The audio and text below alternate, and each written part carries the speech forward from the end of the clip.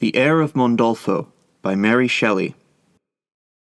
In the beautiful and wild country near Sorrento, in the kingdom of Naples, at the time that it was governed by monarchs of the house of Anjou, there lived a territorial noble whose wealth and power overbalanced that of the neighboring nobles.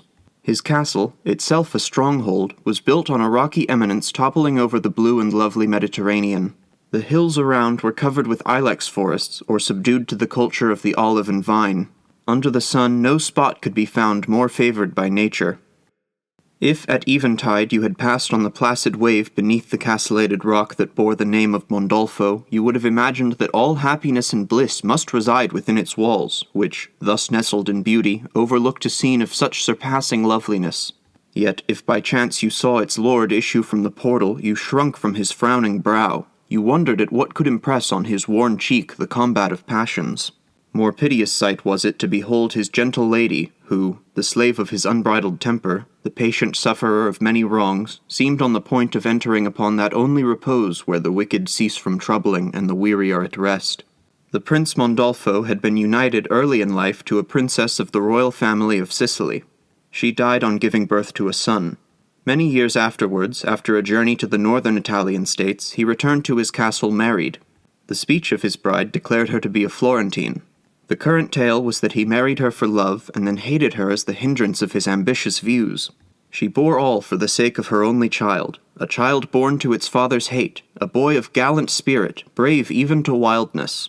As he grew up, he saw with anger the treatment his mother received from the haughty prince. He dared come forward her defender, he dared oppose his boyish courage to his father's rage. The result was natural. He became the object of his father's dislike. Indignity was heaped on him. The vassals were taught to disobey him, the menials to scorn him, his very brother to despise him as of inferior blood and birth. Yet the blood of Mondolfo was his, and though tempered by the gentle Isabel's more kindly tide, it boiled at the injustice to which he was a victim. 1,000 times he poured forth the overflowings of his injured spirit in eloquent complaints to his mother. As her health decayed, he nurtured the project, in case of her death, of flying his paternal castle and becoming a wanderer, a soldier of fortune. He was now 13. The Lady Isabel, soon, with a mother's penetration, discovered his secret, and on her deathbed made him swear not to quit his father's protection until he should have attained the age of 20. Her heart bled for the wretchedness that she foresaw would be his lot, but she looked forward with still greater horror to the picture that her active fancy drew of her son at an early age, wandering forth in despair, alone and helpless, suffering all the extremities of famine and wretchedness. Or, almost worse, yielding to the temptations that, in such a situation, would be held out to him. She extracted this vow, and died satisfied that he would keep it. Of all the world, she alone knew the worth of her Ludovico, had penetrated beneath the rough surface and become acquainted with the rich store of virtue and affectionate feeling that lay like unmined ore in his sensitive heart. Fernando hated his son. From his earliest boyhood he had felt the sentiment of aversion, which, far from endeavoring to quell, he allowed to take deep root until Ludovico's most innocent action became a crime, and a system of denial and resistance was introduced that called forth all of sinister that there was in the youth's character, and engendered an active spirit of detestation in his father's mind. Thus Ludovico grew hated and hating. Brought together through their common situation, the father and son, lord and vassal, oppressor and oppressed, the one was continually ready to exert his power of inflicting evil, the other perpetually on the alert to resist even the shadow of tyranny. After the death of his mother, Ludovico's character greatly changed. The smile that, as the sun, had then often irradiated his countenance now never shone. Suspicion, irritability, and dogged resolution seemed his master feelings. He dared his father to the worst, endured that worst, and, prevented from flying by his sacred observance to his vow, nurtured all angry and even revengeful feelings till the cup of wrath seemed ready to overflow. He was loved by none. His good qualities expired or slept as if they would never more awaken. His father intended him for the church, and Ludovico, until he was 16, wore the priestly garb. That period past, he cast it aside and appeared habited as a cavalier of those days, and in short words told his parent that he refused to comply with his wishes, that he should dedicate himself to arms and enterprise. All that followed this declaration, menace, imprisonment, and even ignominy, he bore, but he continued firm, and the haughty Fernando was obliged to submit his towering will to the firmer will of a stripling. and now for the first time, while rage seemed to burst his heart, he felt to its highest degree the sentiment of hatred. He expressed this passion. Words of contempt and boundless detestation were heaped upon Ludovico's head. The boy replied, and the bystanders feared that a personal encounter would ensue. Once, Fernando put his hand on his sword, and the unarmed Ludovico drew in and collected himself as if ready to spring and seize the arm that might be uplifted against him. Fernando saw and dreaded the mad ferocity his son's eye expressed. In all personal encounter of this kind, the victory rests not with the strong, but the most fearless. Fernando was not ready to stake his life, or even with his own hand to shed his son's blood. Ludovico, not as aggressor, but in self-defense, was careless of the consequences of an attack. He would resist to the death, and this dauntless feeling gave him an ascendancy his father felt and could not forgive. From this time, Fernando's conduct towards his son changed. He no longer punished, imprisoned, or menaced him. This was usage for a boy, but the prince felt that they were man to man, and acted accordingly. He was the gainer by the change, for he soon acquired all the ascendancy that experience, craft, and a court education must naturally give him over a hot-headed youth, who, nerved to resist all personal violence, neither saw nor understood a more covert mode of proceeding. Fernando hoped to drive his son to desperation. He set spies over him, paid the tempters that were to lead him to crime, and, by a continual system of restraint and miserable thwarting, hoped to reduce him to such despair that he would take refuge in any line of conduct that promised him freedom from so irksome and degrading a slavery. His observance of his vow saved the youth, and this steadiness of purpose gave him time to read and understand the motives of the tempters. He saw his father's master hand in all, and his heart sickened at the discovery. He had reached his 18th year. The treatment he had endured and the constant exertion of fortitude and resolution had already given him the appearance of manhood. He was tall, well-made, and athletic. His person and demeanor were more energetic than graceful, and his manners were haughty and reserved. He had few accomplishments, for his father had been at no pains in his education. Feats of horsemanship and arms made up the whole catalogue. He hated books as being part of a priest's insignia. He was averse to all occupation that brought bodily repose with it. His complexion was dark. Hardship had rendered it even sallow.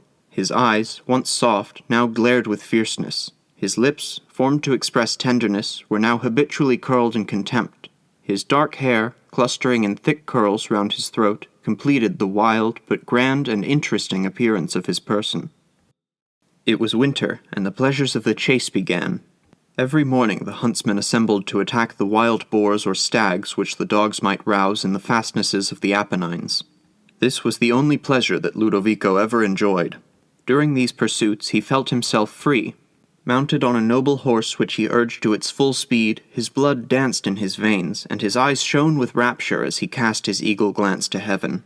With a smile of ineffable disdain, he passed his false friends or open tormentors, and gained a solitary precedency in the pursuit. The plain at the foot of Vesuvius and its neighboring hills were stripped bare by winter. The full streams rushed impetuously from the hills, and their roar mingled with the baying of the dogs and the cries of the hunters. The sea, dark under a lowering sky, made a melancholy dirge as its waves broke on the shore. Vesuvius groaned heavily, and the birds answered it by wailing shrieks. A heavy sirocco hung upon the atmosphere, rendering it damp and cold. This wind seems at once to excite and depress the human mind. It excites it to thought, but colors these thoughts as it does the sky with black. Ludovico felt this, but he tried to surmount the natural feelings with which the ungenial air filled him. The temperature of the air changed as the day advanced. The clouded sky spent itself in snow which fell in abundance. It then became clear, and a sharp frost succeeded. The aspect of earth was changed. Snow covered the ground and lay on the leafless trees, sparkling, white, and untrod. Early in the morning a stag had been roused, and as he was coursed along the plain skirting the hills, the hunters went at speed. All day the chase endured. At length the stag, who from the beginning had directed his course towards the hills, began to ascend them, and, with various windings and evolutions, almost put the hounds to fault. Day was near its close when Ludovico alone followed the stag as it made for the edge of a kind of platform on the mountain, which, isthmus-like, was connected with the hill by a small tongue of land, and on 3 sides was precipitous to the plain below. Ludovico balanced his spear, and his dogs drew in, expecting that the despairing animal would there turn to bay. He made one bound which conducted him to the very brow of the precipice, another, and he was seen no more. He sprung downwards, expecting more pity from the rocks beneath than from his human adversary. Ludovico was fatigued by his chase and angry at the escape of his prey. He sprung from his horse, tied him to a tree, and sought a path by which he might safely descend to the plain. Snow covered and hid the ground, obliterating the usual traces that the flocks or herds might have left as they descended from their pastures on the hills to the hamlets beneath. But Ludovico had passed his boyhood among mountains. While his hunting spear found sure rest on the ground, he did not fear, or while a twig afforded him sufficient support as he held it, he did not doubt to secure his passage. But the descent was precipitous, and necessary caution obliged him to be long. The sun approached the horizon, and the glow of its departure was veiled by swift-rising clouds, which the wind blew upwards from the sea, a cold wind which whirled the snow from its resting place and shook it from the trees.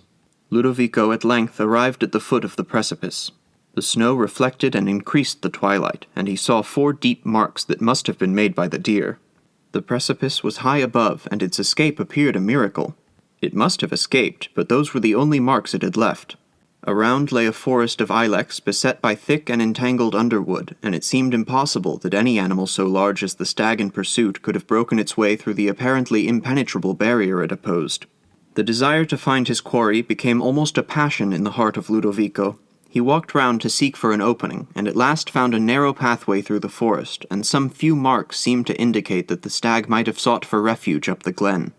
With a swiftness characteristic even of his prey, Ludovico rushed up the pathway, and thought not of how far he ran, until, breathless, he stopped before a cottage that opposed itself to his further progress. He stopped and looked around. There was something singularly mournful in the scene. It was not dark, but the shades of evening seemed to descend from the vast woof of cloud that climbed the sky from the west. The black and shining leaves of the ilex and those of the laurel and myrtle underwood were strongly contrasted with the white snow that lay upon them. A breeze passed among the boughs and scattered the drift that fell in flakes, and disturbed at fits the silence around. Or, again, a bird twittered or flew with melancholy flap of wing beneath the trees to its nest in some hollow trunk. The house seemed desolate. Its windows were glassless, and heaps of snow lay upon the sills. There was no print of footing on the equal surface of the path that led right up to the door. Yet a little smoke now and then struggled upwards from its chimney, and on paying fixed attention, Prince Ludovico thought he heard a voice.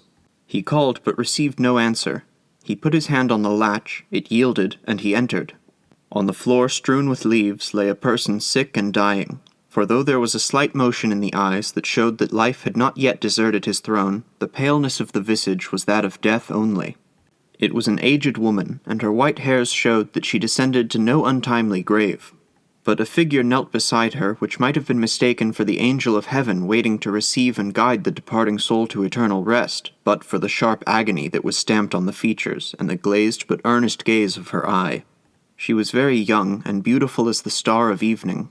She had apparently despoiled herself to bestow warmth on her dying friend, for her arms and neck were bare but for the quantity of dark and flowing hair that clustered on her shoulders. She was absorbed in one feeling, that of watching the change in the sick person. Her cheeks, even her lips, were pale. Her eyes seemed to gaze as if her whole life reigned in their single perception. She did not hear Ludovico enter, or at least she made no sign that indicated that she was conscious of it. The sick person murmured, and she bent her head down to catch the sounds. She replied in an accent of despair, "I can get no more leaves, for the snow is on the ground, nor have I any other earthly thing to place over you." "Is she cold?" said Ludovico, creeping near and bending down beside the afflicted girl. "Oh, very cold," she replied, "and there is no help." Ludovico had gone to the chase in a silken mantle lined with the choicest furs. He had thrown it off and left it with his horse that it might not impede his descent. He hastened from the cottage, he ran down the lane, and, following the marks of his footsteps, he arrived where his steed awaited him. He did not again descend by the same path. Reflecting that it might be necessary for him to seek assistance for the dying woman, he led his horse down the hill by a circuitous path, and although he did this with all possible speed, night closed in, and the glare of the snow alone permitted him to see the path that he desired to follow. When he arrived at the lane, he saw that the cottage, before so dark, was illuminated, and as he approached he heard the solemn hymn of death as it was chanted by the priests who filled it.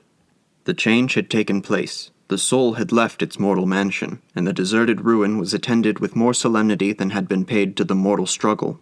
Amidst the crowd of priests, Ludovico entered unperceived, and he looked round for the lovely female he had left. She sat retired from the priests on a heap of leaves in a corner of the cottage. Her clasped hands lay on her knees, her head was bent downwards, and every now and then she wiped away her fast-falling tears with her hair. Ludovico threw his cloak over her.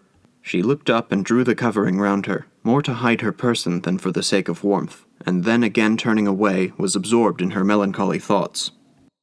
Ludovico gazed on her in pity. For the first time since his mother's death, tears filled his eyes, and his softened countenance beamed with tender sympathy. He said nothing, but he continued to look on as a wish arose in his mind, that he might wipe the tears that one by one fell from the shrouded eyes of the unfortunate girl. As he was thus engaged, he heard his name called by one of the attendants of the castle, and throwing the few pieces of gold he possessed into the lap of the sufferer, he suddenly left the cottage, mounted his horse, and, joining the servant who had been in search of him, rode rapidly towards his home. As Ludovico rode along, and the first emotions of pity having, as it were, ceased to throb in his mind, these feelings merged into the strain of thought in which he habitually indulged, and turned its course to something new. "I call myself wretched," he cried. "I, the well-clad and fed, and this lovely peasant girl, half famished, parts with her necessary clothing to cover the dying limbs of her only friend. I also have lost my only friend, and that is my true misfortune, the cause of all my real misery. Sycophants would assume that name, spies, and traitors usurp that office. I have cast those aside, shaken them from me as yon bough shakes to earth its encumbrance of snow, not so cold as their iced hearts. But I am alone. Solitude gnaws my heart and makes me savage, miserable, worthless."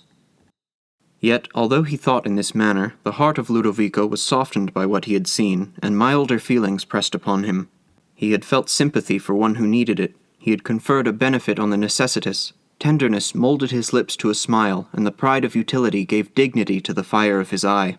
The people about him saw the change, and, not meeting with the usual disdain of his manner, they also became softened, and the alteration apparent in his character seemed ready to effect as great a metamorphosis in his external situation.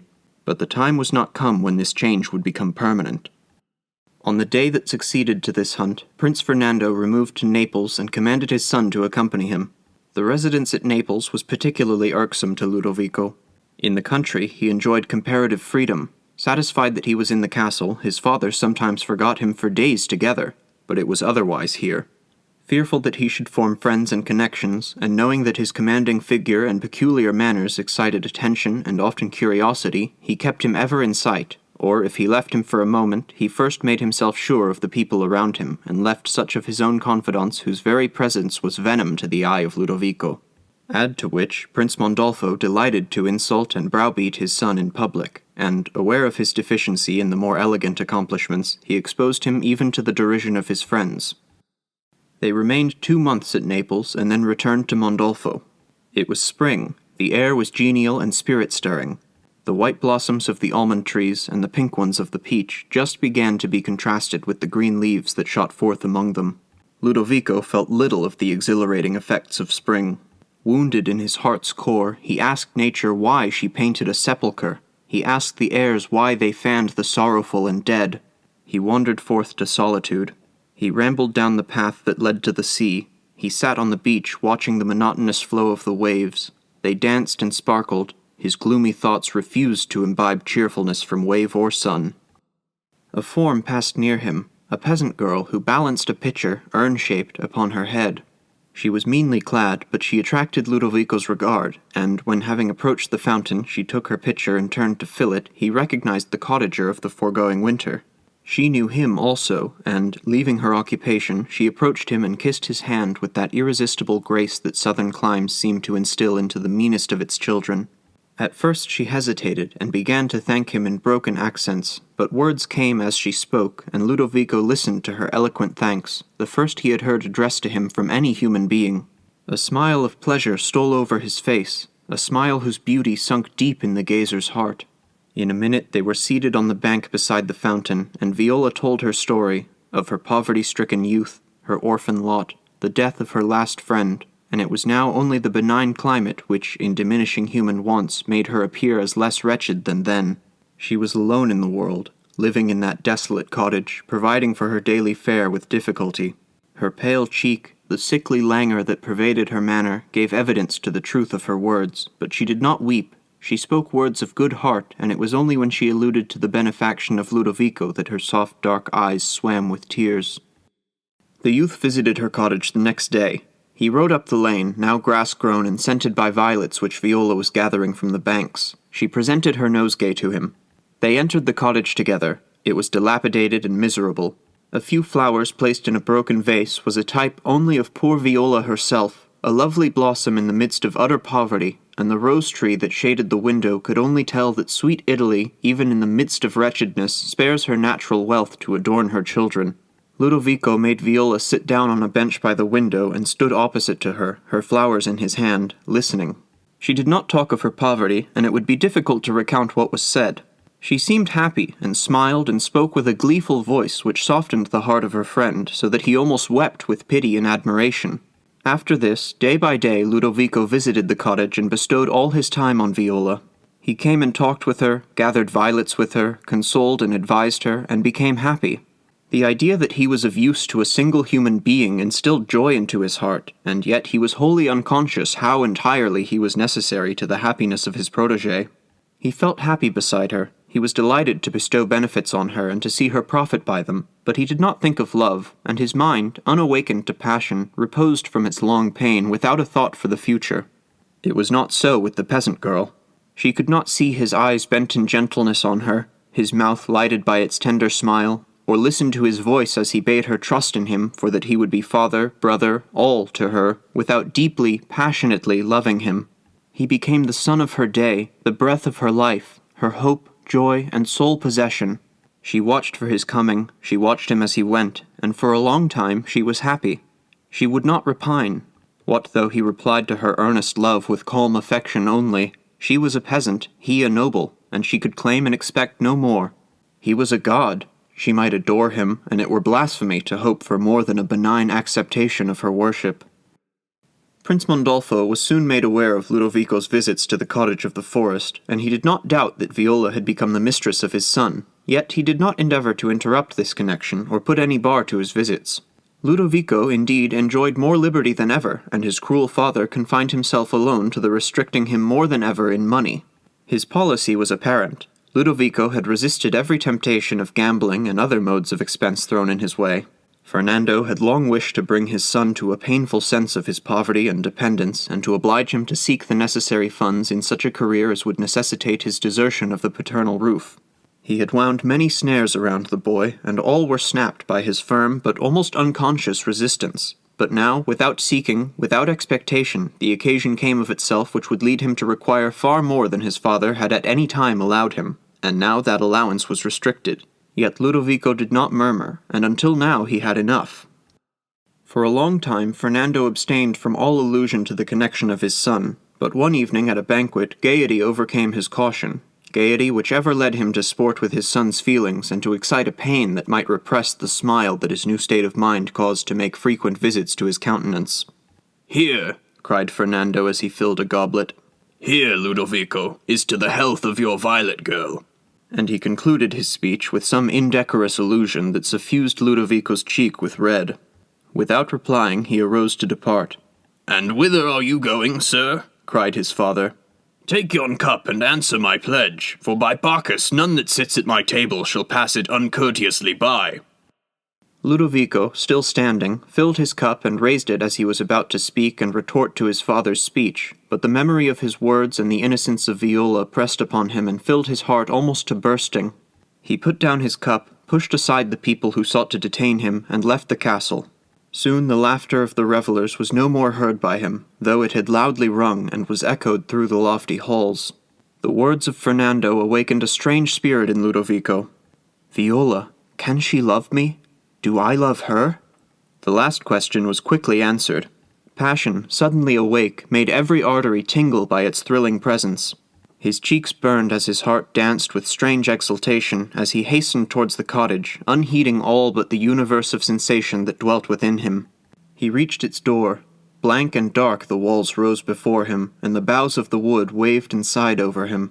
Until now he had felt impatience alone. The sickness of fear of finding a cold return to his passion's feeling, now entered his heart, and, retreating a little from the cottage, he sat on a bank, hid his face in his hands, while dispassionate tears gushed from his eyes and trickled from between his fingers. Viola opened the door of her cottage. Ludovico had failed in his daily visit, and she was unhappy. She looked on the sky. The sun had set, and Hesperos glowed in the west. The dark ilex trees made a deep shade which was broken by innumerable fireflies, which flashed, now low on the ground, discovering the flowers as they slept hushed and closed in night, now high among the branches, and their light was reflected by the shining leaves of ilex and laurel. Viola's wandering eye unconsciously selected one and followed it as it flew, and ever and anon it cast aside its veil of darkness and spread a wide pallor around its own form. At length it nestled itself in a bower of green leaves, formed by a clump of united laurels and myrtles, and there it stayed, flashing its beautiful light, which, coming from among the boughs, seemed as if the brightest star of the heavens had wandered from its course, and, trembling at its temerity, sat panting on its earthly perch. Ludovico sat near the laurel. Viola saw him. Her breath became quick. She spoke not, but stepped lightly to him, and looked with such mazed ecstasy of thought that she felt, nay, almost heard, her heart beat with her emotion. At length she spoke. She uttered his name, and he looked up on her gentle face, her beaming eyes, and her sylph-like form bent over him. He forgot his fears, and his hopes were soon confirmed. For the first time he pressed the trembling lips of Viola, and then tore himself away to think with rapture and wonder on all that had taken place. Ludovico ever acted with energy and promptness. He returned only to plan with Viola the moment when they might be united. A small chapel amid the Apennines, sequestered and unknown, was selected, and a priest easily procured from a neighboring convent and easily bribed to silence. Ludovico led back his bride to her cottage in the forest, and there she continued to reside. For worlds he would not have had her change her habitation. All his wealth was expended in decorating her habitation, and his little wealth only sufficed to render it tolerable. But they were happy. The small circlet of earth's expanse that held in his Viola was the universe to her husband, and his heart and imagination widened and filled it until it encompassed all of beautiful and was inhabited by all of excellent this world contains. She sang to him. He listened, and the notes built around him a magic bower of delight. He trod the soil of paradise, and its winds fed his mind to intoxication. The inhabitants of Mondolfo could not recognize the haughty, resentful Ludovico in the benign and gentle husband of Viola. His father's taunts were unheeded, for he did not hear them. He no longer trod the earth, but, angel-like, sustained by the wings of love, skimmed over it so that he felt not its inequalities or was touched by its rude obstacles. And Viola, with deep gratitude and passionate tenderness, repaid his love. She thought of him only, lived for him, and with unwearied attention kept alive in his mind the first dream of passion. Thus nearly 2 years passed, and a lovely child appeared to bind the lovers with closer ties and to fill their humble roof with smiles and joy. Ludovico seldom went to Mondolfo, and his father, still continuing his ancient policy, and glad that, in his attachment to a peasant girl, he had relieved his mind from the fear of brilliant connections and able friends, even dispensed with his attendance when he visited Naples. Fernando did not suspect that his son had married this low-born favorite. If he had, his aversion would not have withheld him from resisting so degrading an alliance, and while his blood flowed in Ludovico's veins, he would never have avowed offspring who were contaminated by a peasant's less highly sprung tide. Ludovico had nearly completed his 20th year when his elder brother died. Prince Mondolfo, at that time, had spent 4 months at Naples, endeavoring to bring to a conclusion a treaty of marriage he had entered into between his heir and the daughter of a noble Neapolitan house, when this death overthrew his hopes, and he retired in grief and mourning to his castle. A few weeks of sorrow and reason restored him to himself. He had loved even this favoured eldest son more as the heir of his name and fortunes than as his child, and the web destroyed that he had woven for him, he quickly began another. Ludovico was summoned to his father's presence. Old habit yet rendered such a summons momentous, but the youth with a proud smile threw off these boyish cares and stood with gentle dignity before his altered parent. "Ludovico," said the prince, 4 years ago you refused to take a priest's vows, and then you excited my utmost resentment. Now I thank you for that resistance." A slight feeling of suspicion crossed Ludovico's mind, that his father was about to cajole him for some evil purpose. 2 years before he would have acted on such a thought, but the habit of happiness made him unsuspicious. He bent his head silently. Ludovico, continued his father, while pride and a wish to conciliate disturbed his mind and even his countenance. my son, I have used you hardly, but that time is now past. Ludovico gently replied, My father, I did not deserve your ill treatment. I hope that I shall merit your kindness when I know— Yes, interrupted Fernando uneasily. You do not understand. You desire to know why. In short, you, Ludovico, are now all my hope. Olimpio is dead. The house of Mondolfo has no support but you. Pardon me, replied the youth. Mondolfo is in no danger. You, my lord, are fully able to support and even augment its present dignity. You do not understand. Mondolfo has no support but you. I am old. I feel my age, and these grey hairs announce it to me too glaringly. There is no collateral branch, and my hopes must rest in your children. My child, my lord, replied Ludovico. I have only one, and if the poor little boy— What folly is this? cried Fernando impatiently.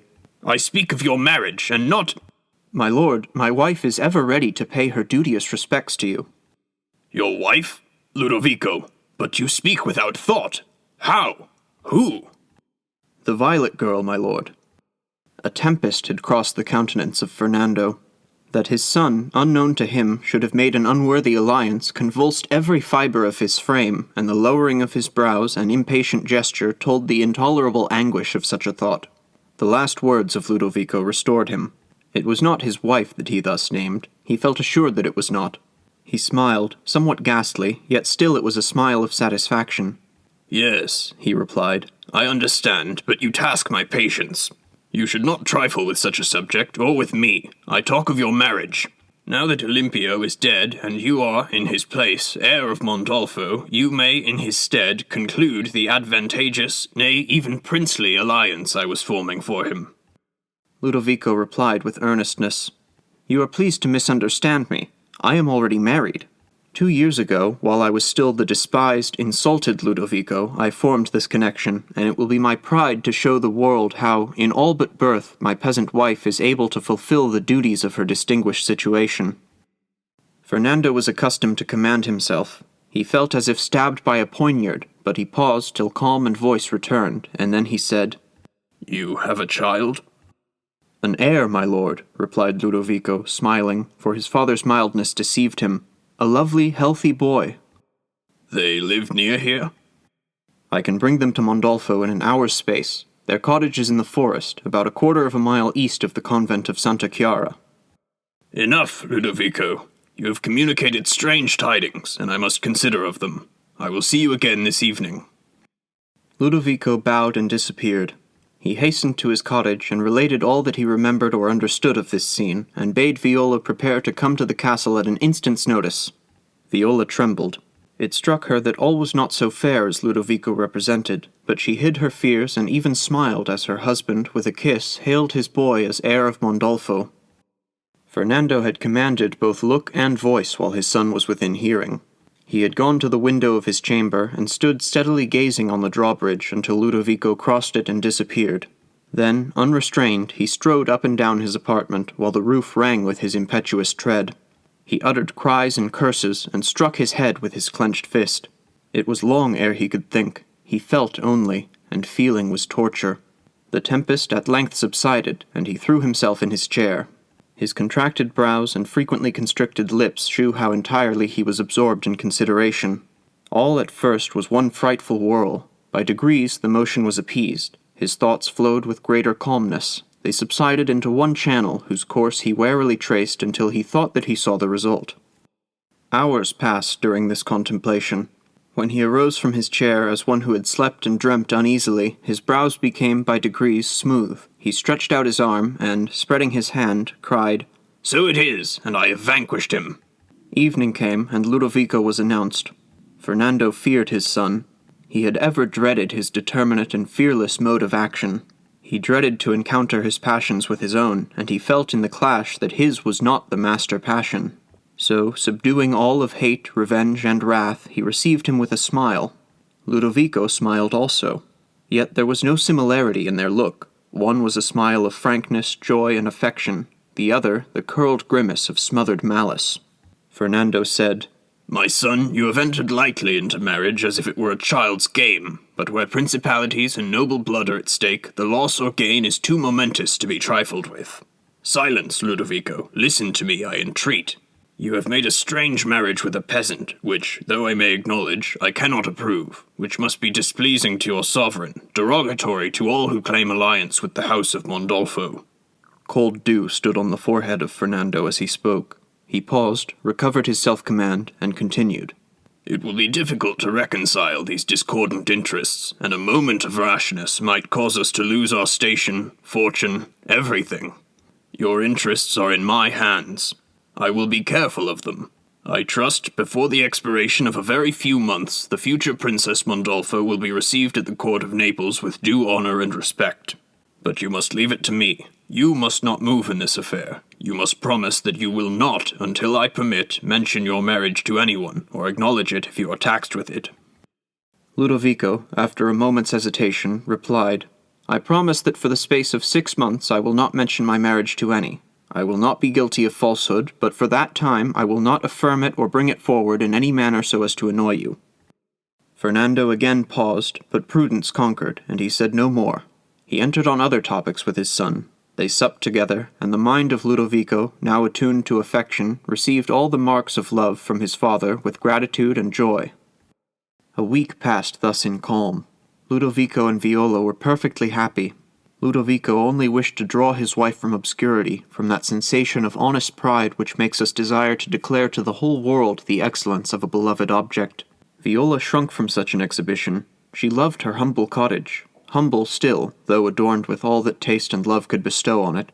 The trees bent over its low roof and shaded its windows, which were filled with flowering shrubs. Its floor shone with marble, and vases of antique shape and exquisite beauty stood in the niches of the room.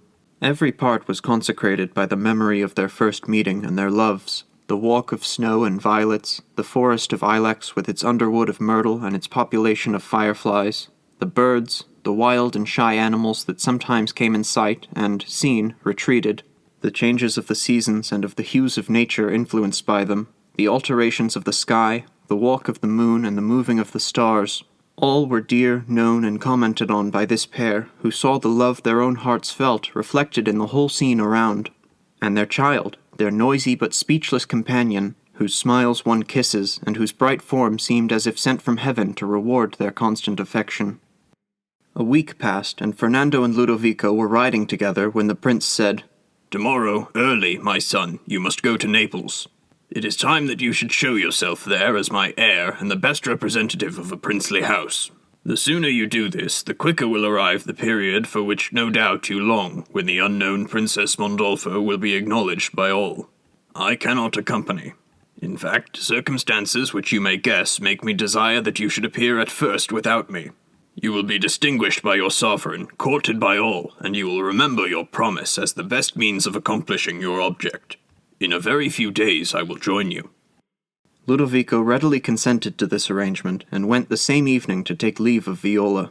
She was seated beneath the laurel tree where first they had made their mutual vows. Her child was in her arms, gazing with wonder and laughter on the light of the flies. 2 years had passed. It was summer again, and as the beams from their eyes met and mingled, they each drank in the joyous certainty that they were still as dear to one another as when he, weeping from intense emotion, sat under that tree. He told her of his visit to Naples, and a cloud passed over her countenance, but she dismissed it. She would not fear.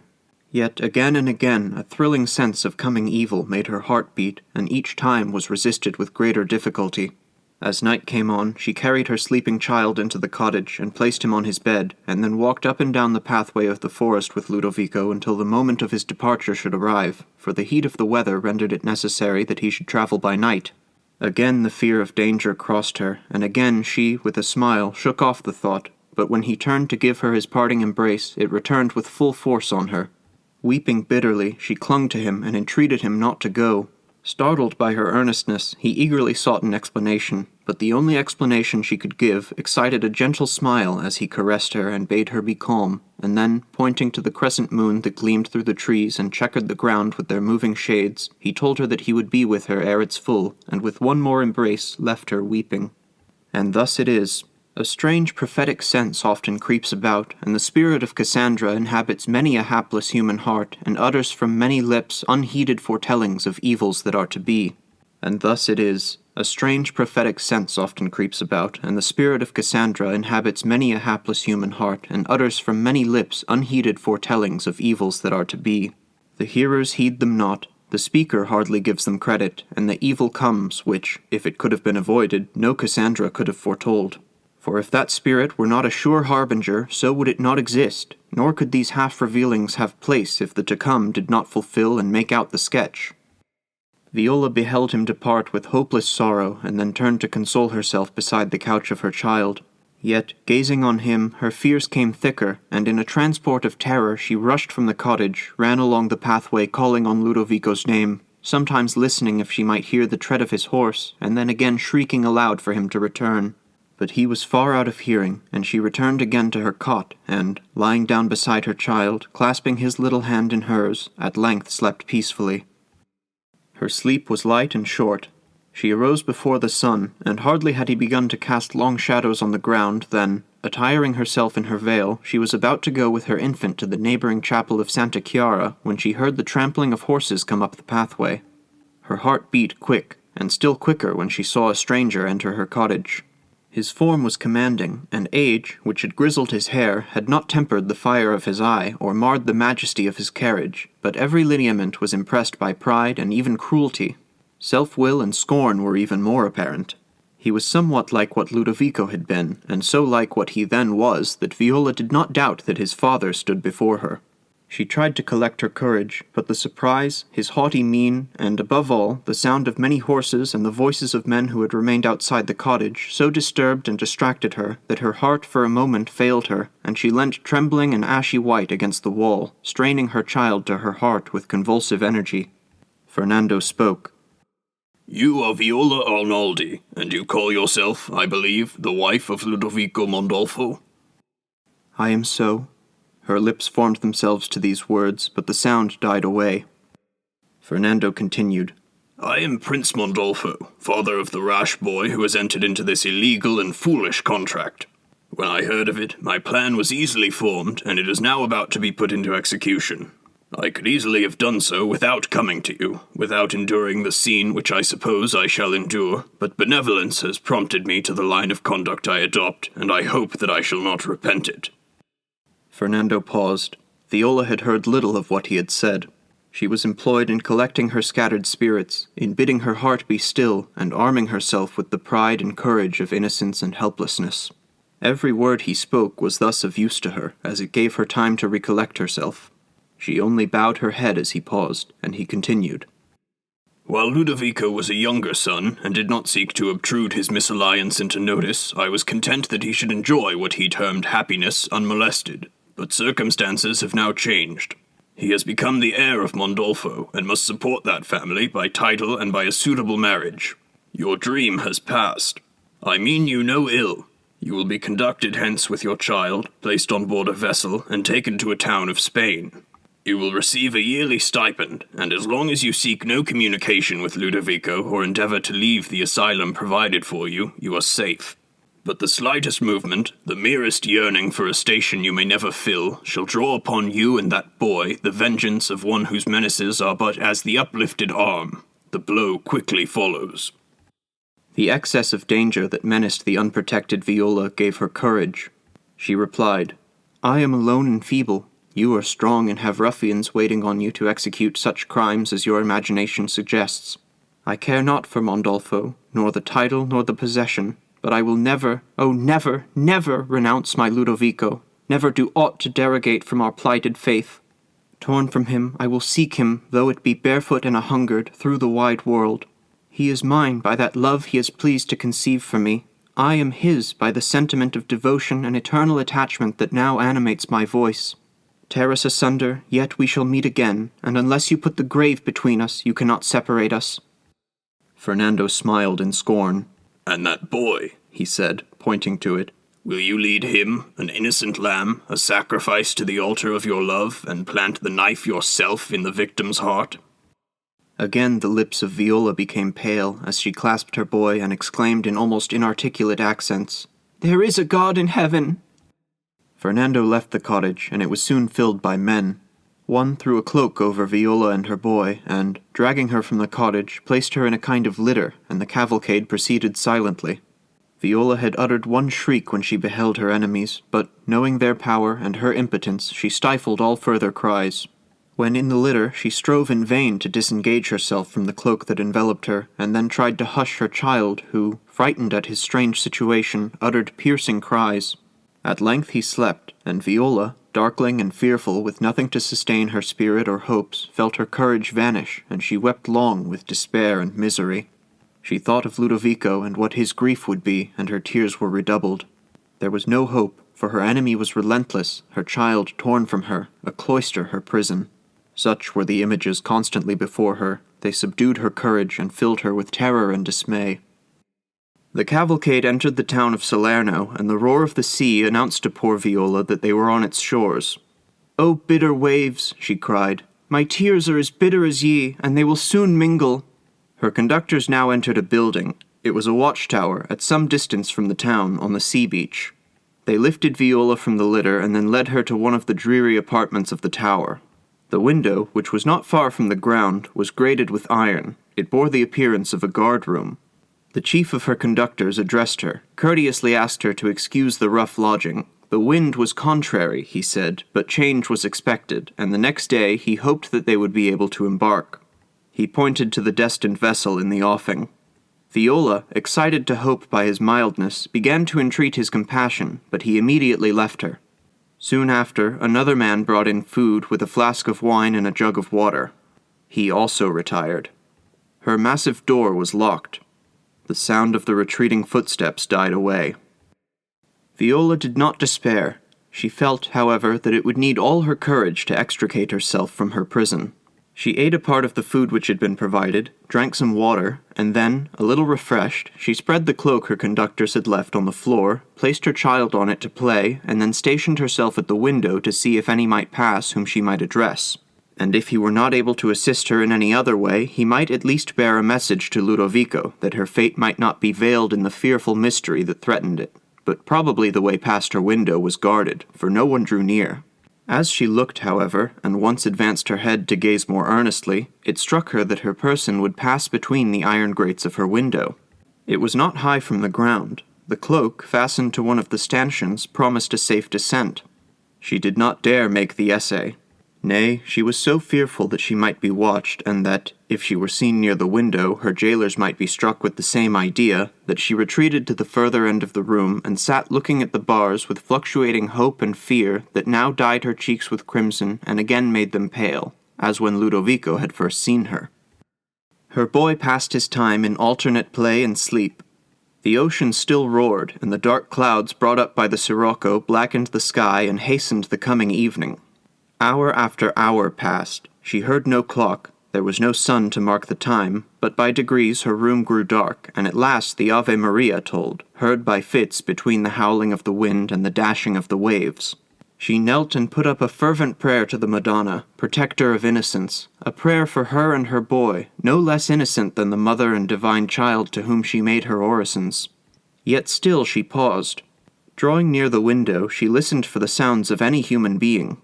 These died away, for with darkness came rain that poured in torrents, accompanied by thunder and lightning that drove every creature to shelter. Viola shuddered. Could she expose her child during such a night? Yet again she gathered courage. It only made her meditate on some plan by which she might get the cloak as a shelter for her boy after it had served for their descent. She tried the bars and found that with some difficulty she could pass, and gazing downwards from the outside, a flash of lightning discovered the ground not far below. Again she recommended herself to divine protection. Again she called upon and blessed her Ludovico, and then, not fearless but determined, she began her operations. She fastened the cloak by means of her long veil, which, hanging to the ground, was tied by a slip-knot and would give way when pulled. She took her child in her arms, and, having got without the bars, bound him with her sash and to her waist, and then, without accident, she reached the ground. Having then secured the cloak and enveloped herself and her child in its dark and ample folds, she paused breathlessly to listen. Nature was awake with its loudest voice. The sea roared, and the incessant flashes of lightning that discovered solitude around her were followed by such deafening peals as almost made her fear. She crossed the field and kept the sight of the white sea foam to her right hand, knowing that thus she proceeded in an opposite direction from Mondolfo. She walked as fast as her burthen permitted her, keeping the beaten road, for the darkness made her fear to deviate. The rain ceased, and she walked on until, her limbs sinking under her, she was fain to rest, and refreshed herself with the bread she had brought with her from her prison. Action and success had inspired her with unusual energy. She would not fear. She believed herself free and secure. She wept, but it was with the overflowing emotion that found no other expression. She doubted not that she should rejoin Ludovico.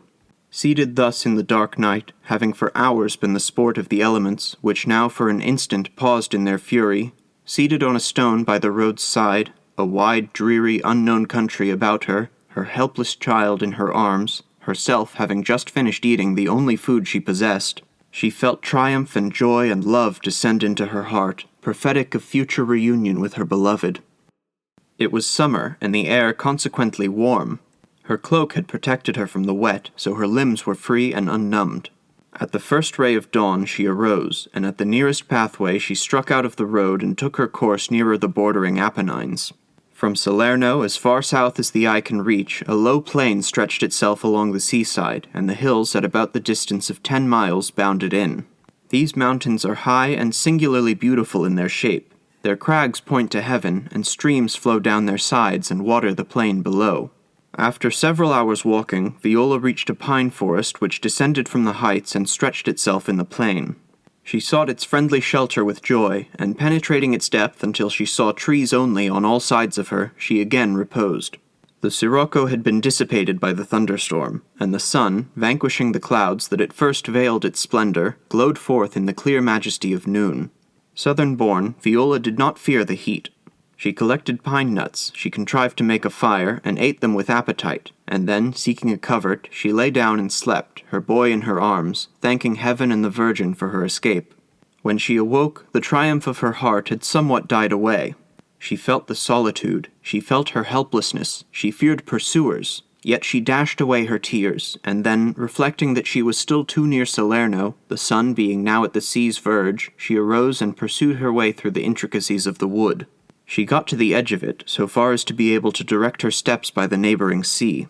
Torrents intercepted her path, and one rapid river seemed to impede it altogether, but going somewhat lower down she found a bridge, and then, approaching still nearer to the sea, she passed through a wide and desolate kind of pasture country, which seemed to afford neither shelter nor sustenance to any human being.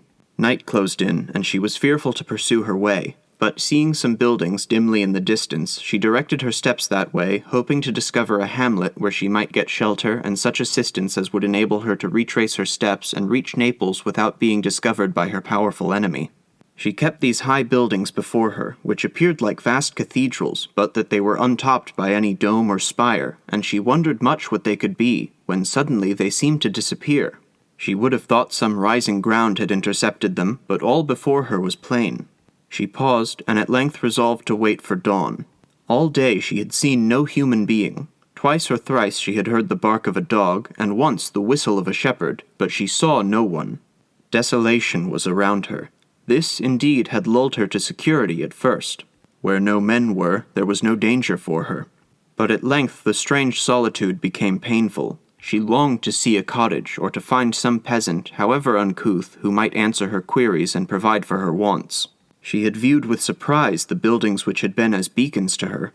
She did not wish to enter a large town, and she wondered how one could exist in such a desert, but she had left the wood far behind her, and she required food.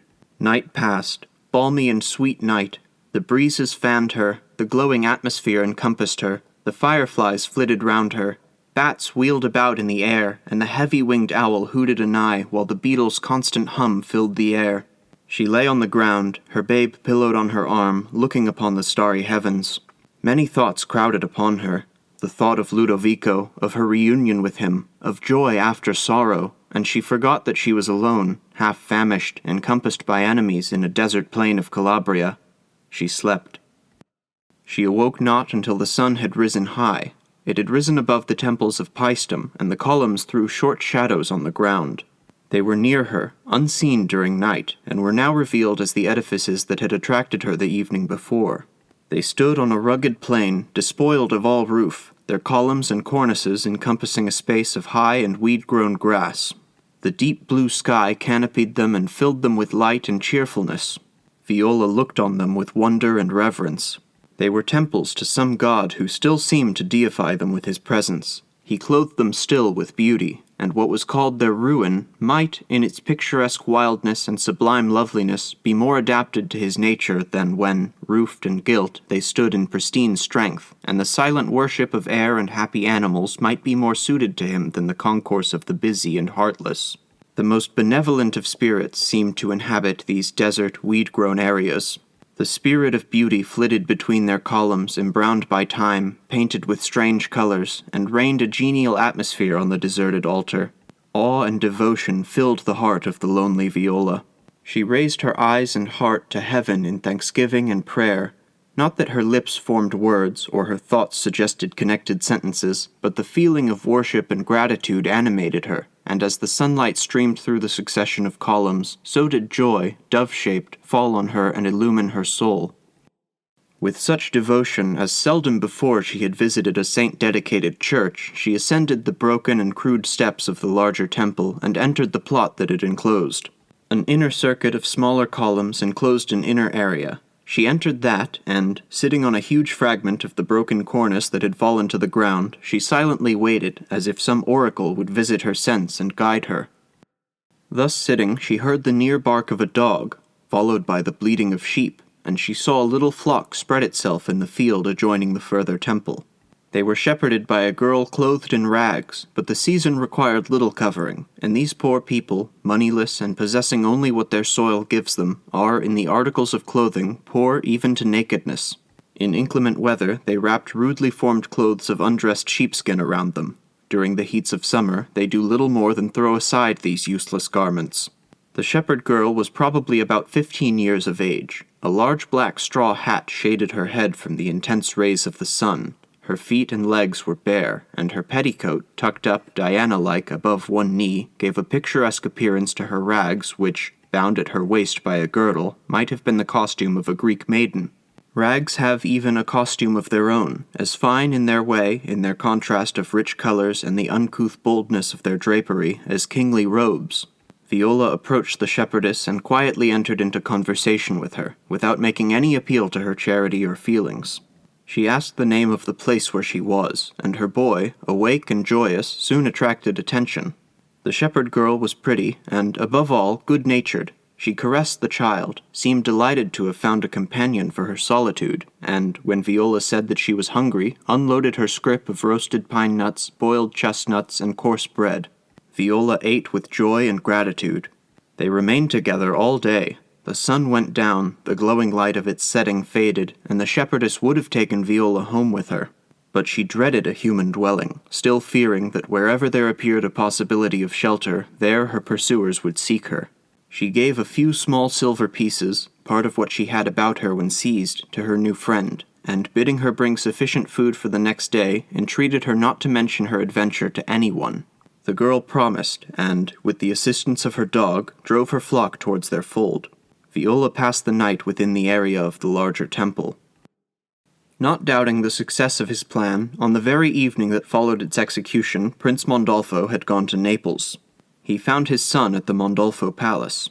Despising the state of a court, and careless of the gaieties around him, Ludovico longed to return to the cottage of Viola. So, after the expiration of 2 days, he told his father that he should ride over to Mondolfo and return the following morning. The conscious Fernando did not oppose him, but 2 hours after his departure he followed him and arrived at the castle just after Ludovico, leaving his attendants there, quitted it to proceed alone to his cottage. The first person Prince Mondolfo saw was the chief of the company who had the charge of Viola.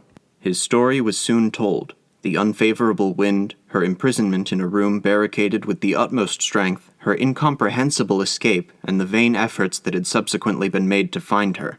Fernando listened as if in a dream. Convinced of the truth, he saw no clue to guide him, no hope of recovering possession of his prisoner. He foamed with rage and then endeavored to suppress as useless the towering passion. He overwhelmed the bearer of the news with execrations, sent out parties of men in pursuit in all directions, promising every reward and urging the utmost secrecy, and then, left alone, paced his chamber in fury and dismay. His solitude was of no long duration. Ludovico burst into his room, his countenance lighted up with rage. "Murderer!" he cried. "Where is my Viola?"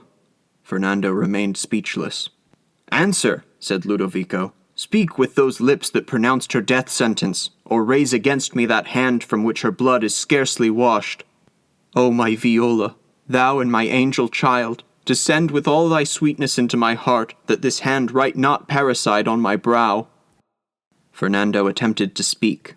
"No," shrieked the miserable Ludovico. "I will not listen to her murderer. Yet, is she dead? I kneel. I call you father. I appeal to that savage heart. I take in peace that hand that often struck me and has now dealt the death blow. Tell me, oh tell me, does she yet live?" Fernando seized on this interval of calm to relate his story. He told the simple truth, but could such a tale gain belief? It reawakened the wildest rage in poor Ludovico's heart. He doubted not that she was murdered, and after every expression of despair and hatred, he bade his father seek his heir amid the clods of the earth, for that such he should soon become, and rushed from his presence. He wandered to the cottage. He searched the country round. He heard the tale of those who had witnessed any part of the carrying off of his Viola. He went to Salerno. He heard the tale there told with the most determined incredulity. It was the tale, he doubted not, that his father forged to free himself from accusation and to throw an impenetrable veil over the destruction of Viola. His quick imagination made out for itself the scene of her death. The very house in which she had been confined had at the other extremity of it a tower jutting out over the sea. A river flowed at its base, making its confluence with the ocean deep and dark. He was convinced that the fatal scene had been acted there. He mounted the tower. The higher room was windowless. The iron grates of the windows had for some cause been recently taken out. He was persuaded that Viola and her child had been thrown from that window into the deep and gurgling waters below. He resolved to die. In those days of simple Catholic faith, suicide was considered with horror, but there were other means almost as sure. He would go a pilgrim to the Holy Land and fight and die beneath the walls of Jerusalem. Rash and energetic, his purpose was no sooner formed than he hastened to put it in execution. He procured a pilgrim's weeds at Salerno, and, at midnight, advising none of his intention, he left the city and proceeded southwards. Alternate rage and grief swelled his heart. Rage at length died away. She whose murderer he execrated was an angel in heaven, an angel looking down on him, and he, in the Holy Land, would win his right to join her. Tender grief dimmed his eyes. The world's great theatre closed before him.